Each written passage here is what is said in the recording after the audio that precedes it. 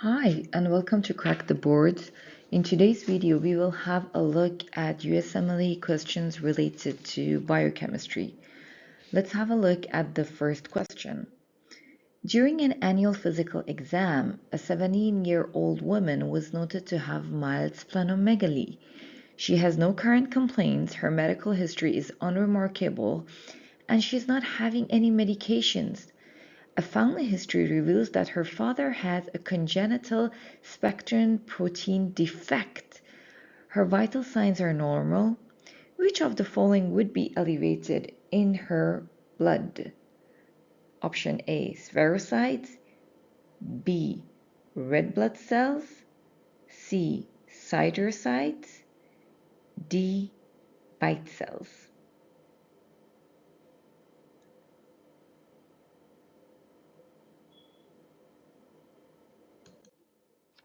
The correct answer is A, spherocytes. This patient has spherocytosis, which is an autosomal dominant disorder caused by a defect in spectrin associated with destruction of spherocytes by macrophages in the spleen. The clue which we get in this question is about the fact which they mention that there is a splenomegaly, and also there is a family history that the father has a congenital spectrin protein defect. This points out towards a genetic disorder being associated with the clinical presentation of this patient. Let's have a look at why the other options are incorrect. Option B is incorrect because this patient has spherocytosis, and this usually results in a normocytic anemia. So the red blood cell count should actually be decreased, not increased. And option C is incorrect because siderocytes would be expected in patients with sideroblastic anemia, and this is usually caused by a defect in the process of heme synthesis.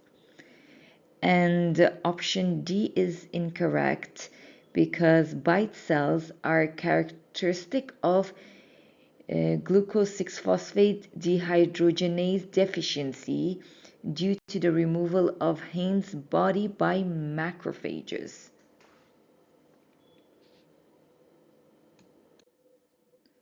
Let's have a look at the second question.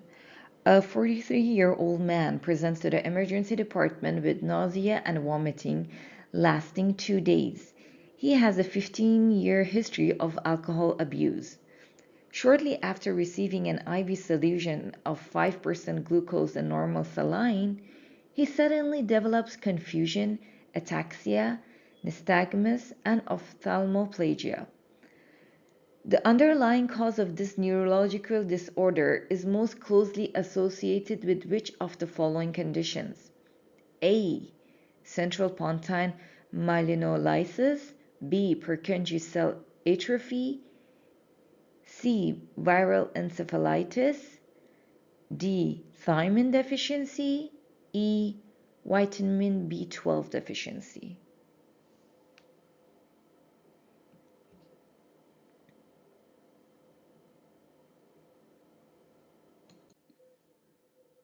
The correct answer is D. Thiamine deficiency.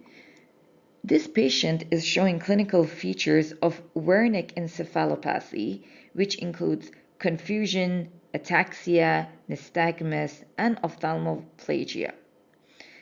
Thiamine is a cofactor for pyruvate dehydrogenase during aerobic metabolism, facilitating the conversion of pyruvate to acetyl-CoA within the mitochondria.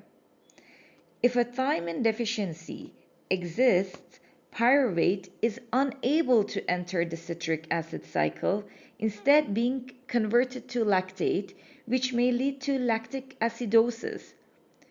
Decreased levels of acetyl-CoA also affect the synthesis of citrate, therefore the amount of ATP produced by the citric acid cycle is also reduced. Now, administering a glucose-containing solution to a patient with subclinical thiamine deficiency results in the consumption of the remaining thiamine in the pyruvate dehydrogenase complex reaction, which precipitates acute Wernicke encephalopathy.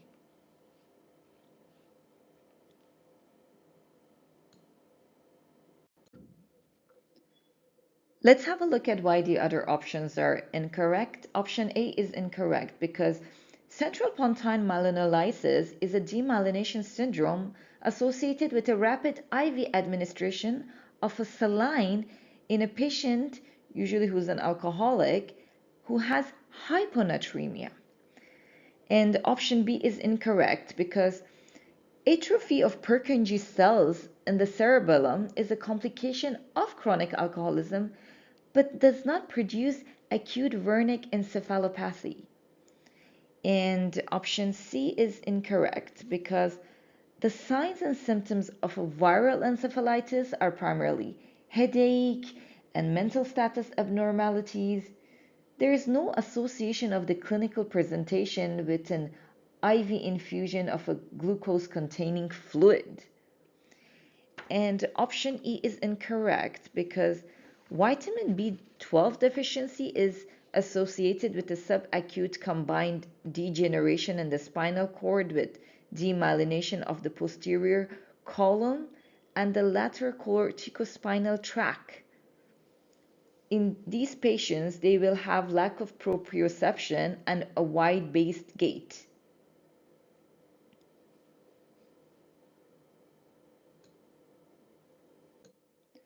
Let's have a look at the third question.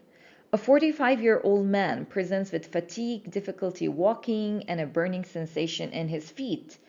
On examination, he's pale and has a smooth red tongue.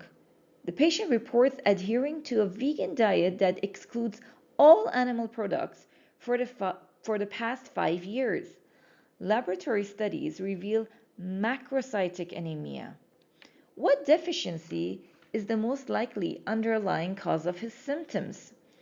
A. Folic acid, B. Niacin, C. Vitamin B12, D. Vitamin C, E. Vitamin D.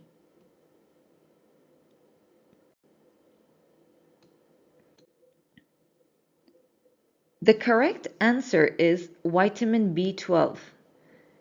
Animal products are the primary source of vitamin B12. A strict vegetarian diet that does not contain vitamin B12 causes atrophic glossitis, macrocytic anemia, and neurological abnormalities. And these are the characteristic finding of a vitamin B12 deficiency, which is the presentation of our patient in this scenario.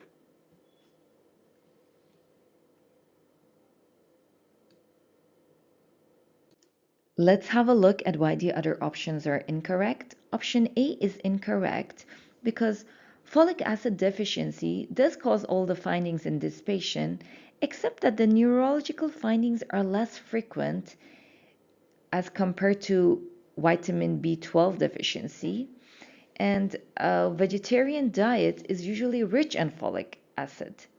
Option B is incorrect because niacin deficiency causes pellagra, in which the clinical presentation is with diarrhea, dermatitis, and dementia. A vegetarian diet provides adequate niacin.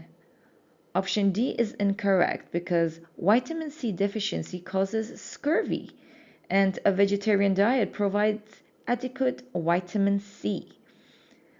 Option E is incorrect because vitamin D deficiency causes rickets and osteomalacia, in which there's a decreased mineralization of the bone.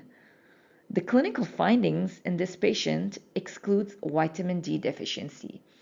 This concludes today's set of questions, and thank you for watching.